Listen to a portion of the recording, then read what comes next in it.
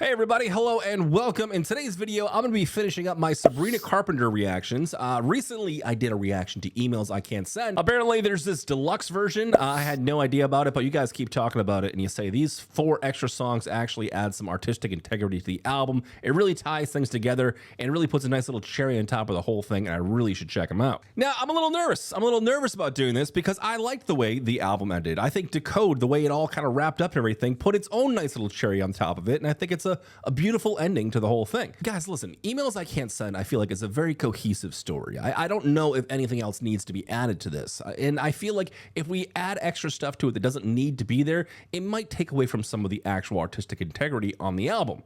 Maybe I'm wrong. I don't know. We're going to find out right now. If you're new around here, please consider liking and subscribing. I know it's annoying, guys, but it really actually helps out the algorithm. If you would like a deeper dive into some of these reactions, check out the Patreon. I've got tons of album reactions over there that I cannot share, from Lana Del Rey to Taylor Swift to Madison Beer. The list honestly goes on and on. All right, I think it's time to break down these deluxe tracks. Let's see if they actually add anything to this album. Oh, so you do have a type, and it's not me. Oh, so you can reply just to not me. If you wanted brown eyes, I could've got contacts. So y'all are in Paris now, guess it's public. Face like that other girl you're in love with. You knew I would see that, you knew I would notice. She looks nothing like me, can't really tell, should I be? Such a smooth keychain. It's kinda feeling like the opposite. She looks nothing like me.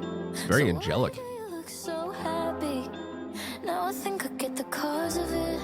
You were holding out to find the opposite. She's talking about self-doubt here and comparing herself to some kind of new girl. And what's disturbing about this is she's basically admitting I was willing to change something about myself, something that really shouldn't be changed, like a physical appearance kind of thing. Like changing your eye color. Like, what are you going to do? Wear contacts for the rest of your life? I don't know, man. Gotta say, I'm a big fan of the key shift on this, how it just like switches into the melody. Everything is a little bit more angelic and it feels like it's a little bit more vulnerable. And I know now, even if I try to change, that somehow you'd end up with her anyway. Oh, I know. Okay, so she knows. Even if I try to change, that somehow you'd end up with her anyway. Does she say nothing so you feel good? Does she step out the spotlight so you bathe in it? Does she get up on top of you more than I would? Does she just love the picture cause you're painting it? I care but I don't. Just wondering when you said I'm beautiful, was I being lied to? Oh my God, that's heartbreaking. I gotta appreciate also like the little subtle touches in the production. It's a modulated vocal cord in the background that almost like reads like a cello. And then with that line here, like, I don't know. Again, it's like seeping into like the self-doubt. It sounds like she's like almost trying to convince herself like she doesn't care. She does, you know, it's not affecting her. It's not having any sort of weight on her shoulders. But I think we both know that's a lie. She looks nothing like me. Can't really tell, should I be trying to take it as a compliment? It's kind of feeling like the opposite. She looks nothing like me. So why do you look so happy? Now I think I get the cause of it. You were holding out to find the opposite. And I know now, even if I try to change, that somehow Beautiful layering. end up with her anyway. Oh, I know now, even if I try to change, that somehow you'd end up with her anyway. Kind of country with that twang. Yeah, beautiful key changes. Sonically, I think this was very enjoyable with elements of folk and touches of pop with the chimes and whatnot. Even a touch of country in there as well.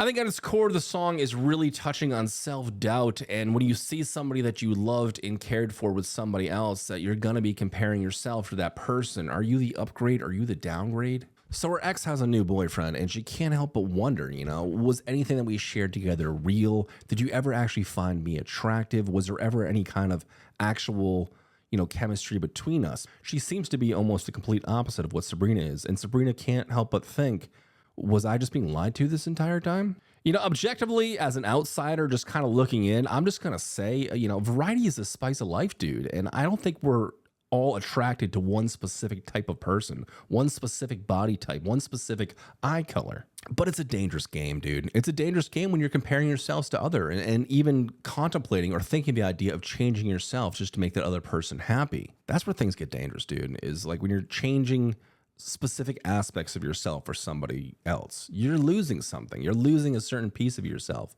All right, next one is called Feather. Let's check it out.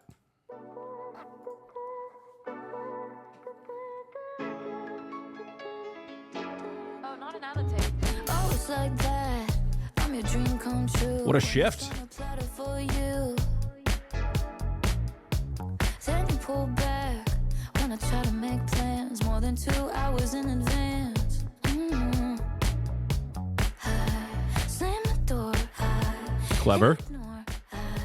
Saying no, no, no, no more. I got you blocked after this and after thought. Good. Finally cut you off. I feel so much lighter like a feather with you off my mind. Oh, I love that run. That is beautiful. So we've taken a complete shift here. We're moving away from like this dreamscape kind of folksy song onto what almost sounds like a quasi disco pop here. But I love that run with I feel so much lighter like a feather with you off of my mind. She's essentially just playing the scales of her voice. Oh, totally disco. Oh my God. Okay, I'm getting touches of ABBA with that little run there. I feel so much lighter like a feather with you off my mind. Floating through the memories like whatever, you're a waste of time. It's fun. Signals a mix, you act like a bitch. You fit every stereotype, send a pic. Jesus. Okay, man, that paints a very vivid picture right there. And I love this last line here too. You fit every stereotype, send a pic. She's talking about like sending a nude or something. I know it's a very common thing amongst the youngsters nowadays, but really wasn't a thing in my time because I had like a Razor flip phone, you know? So if somebody was going to send me a nude, like they had to really want to do it. And I mean, I probably wouldn't know what I was looking at. It'd be like 10 pixels. I'd be like, I think that's a boob. I don't know. All right, we're moving forward. It's positive.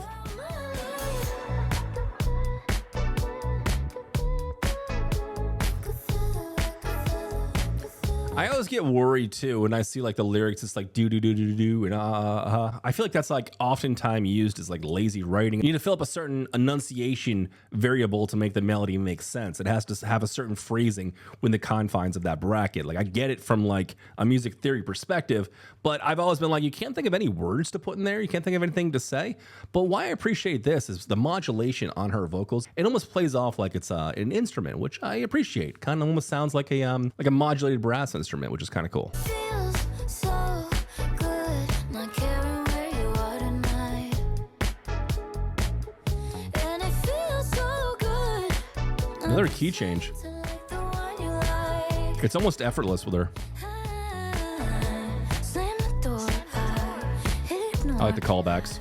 Saying no, no, no, no more. I got you blocked. She actually does this pretty often. She uses her voice as an instrument, the slam the door, the clap and everything. It's actually working as different orchestrations for the song. The is almost working as a hit or a stab, and it has the effect of like having a clap from a snare or something, even though it's not, you know, compressed down to make that exact sound. It just accentuates that instrument. So it's actually pretty clever if you look at this from like a structural and a songwriting standpoint. I'm so sorry for your loss. She can't even say it with a straight face. She's like laughing.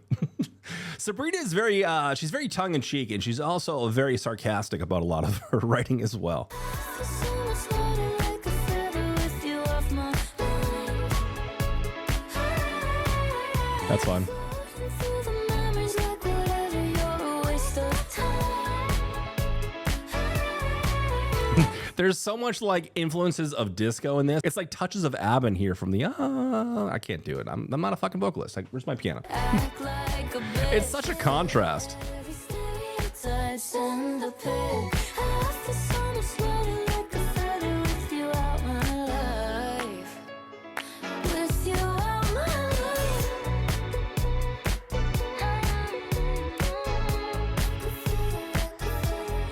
You want me, I'm done. You miss me, no doubt where I'm at. Oh my God. I'm done, you miss me, no duh, where I'm at. Some confidence building. You want me, the songs, you miss me, no duh, where I'm at. I just want to strut. You want me, the songs, you miss me, no duh, where I'm at. I'm up where I'm at.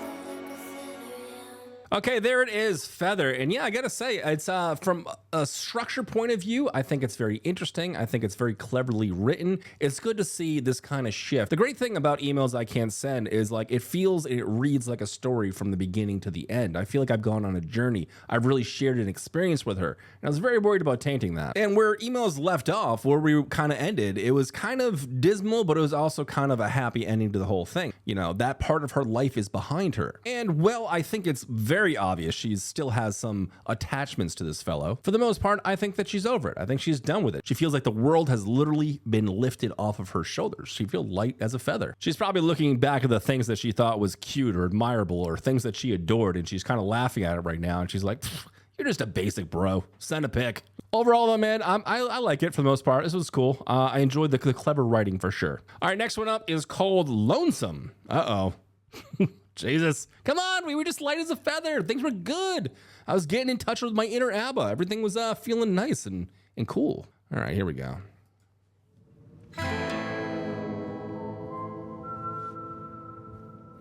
If I fall in Okay.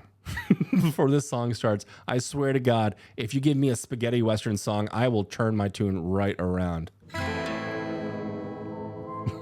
whistle and everything. If I fall in love with all my problems, will they leave me too? Or maybe I believed in all your lies 'cause I believed in you. Why were you somewhere else when you were next to me? I know, you know, it keeps me up. Did you think about her face with your hands around my waist? Did you even give a fuck? Okay. I gotta say, I'm impressed. I like this general vibe. I like these tones. I like this almost raspy, kind of sultry vocals we're getting. That mixed together with the whistle and the guitar. The guitar is recorded in two separate ways here, it seems like. It seems like she's got a mic on the outside of the acoustic guitar and one direct in. So we're getting that clean signal, but we're also hearing the actual scratches on the strings. So Sabrina sounds vulnerable. She's playing an instrument that doesn't quite fit the confines of a very polished pop album, but still is something that's very recognizable. That and the whisper. And let's talk about these lyrics. If I fall in love with all my problems, will they leave me too? That is a line. Well, maybe I believed in all your lies because I believed in you.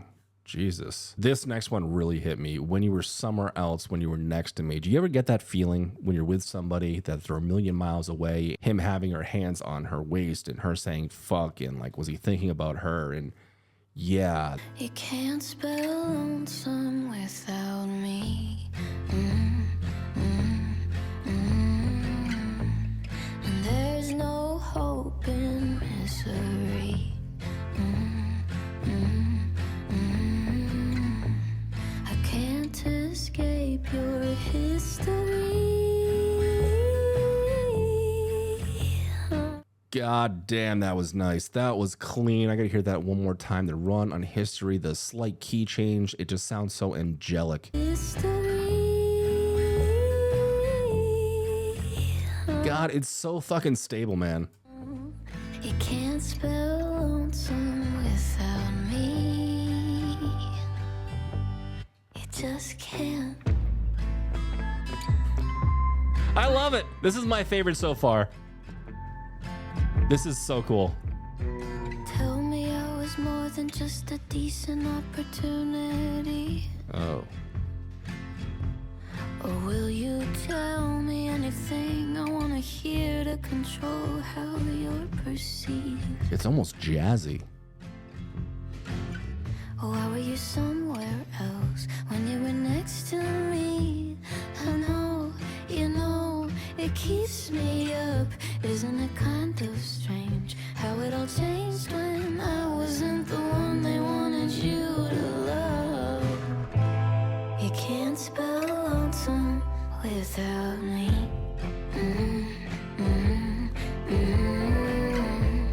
And there's no hope in misery. That is perfect layering. I can't escape your history.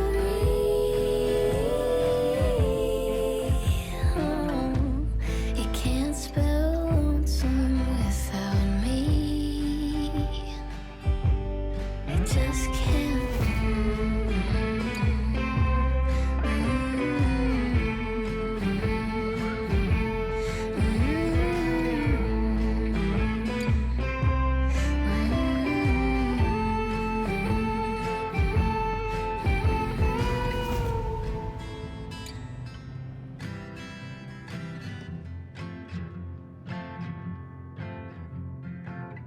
So this is one that I feel like could have actually added something to the album. Opposite and Feather are both pretty cool little tracks on their own, but besides like the structure and the actual songwriting and using your voice as an instrument, we've already kind of heard this story. We already know where it's going. We already know and have established this emotion in the album. And even though the themes in Lonesome are kind of familiar to the story that we already have, I feel like it adds it in a different dynamic. It just pulls a different kind of emotion. It would have been a great little segue into the next act of the story. Honestly, this is one of my favorite songs I've ever heard from Sabrina. I don't think she's ever sounded better. Again, very clever and creative writing. I gotta say, man, I'm a fan of the spaghetti western. Like, I think it's so clever, and it's just something you don't see very often, and I gotta say I appreciate it. So Lonesome, I feel like would have been a great contender to put on the album. But now we move on to Things I Wish You Said, and this is where we could have some real issues. I feel like Decode was the perfect cherry on top of this album. It was a song that really tied it all together, and it was a song that left us off with the ending of the story and the general vibe of the album. It establishes everything. Look, there's certain tracks on an album like this that if it's going to tell a story, the order in where they sit in the album is very important. The first one, well, is obviously the first track. How does this open? How do you set the stage? Where are we starting from? Then it's usually somewhere between track 3 and track 6, which is normally where we get kind of like the midpoint in the album and normally where we start to experience some sort of shift. But in my opinion, the most important track is always going to be the last track. If it's going to be an album that's a concept album or telling a story, the last track has to be what ties it all together, has to be what brings us to that climax. I think Decode did it. I think Decode really left the album off in a really cool place and tied the whole thing together in an artistic and beautiful way. I'm just a little concerned that Things I Wish You Said might poison the actual theme of this album and the general feel and the motion of it all.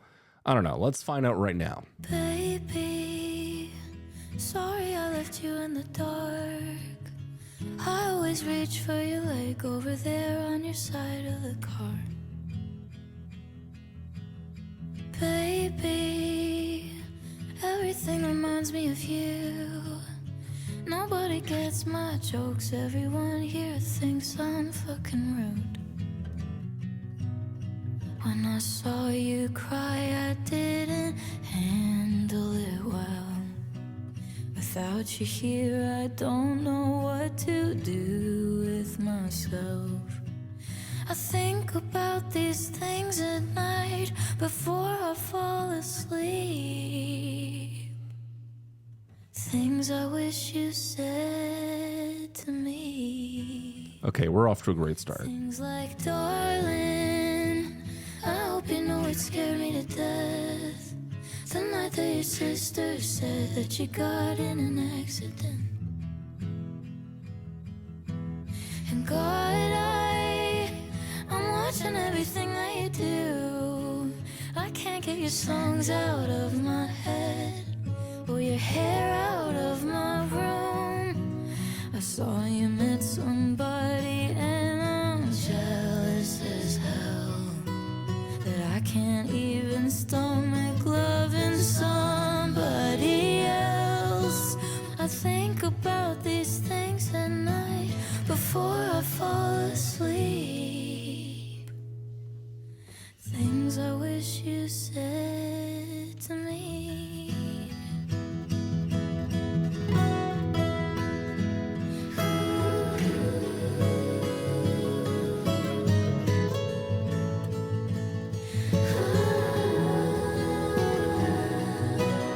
Sorry that I pulled the it's not here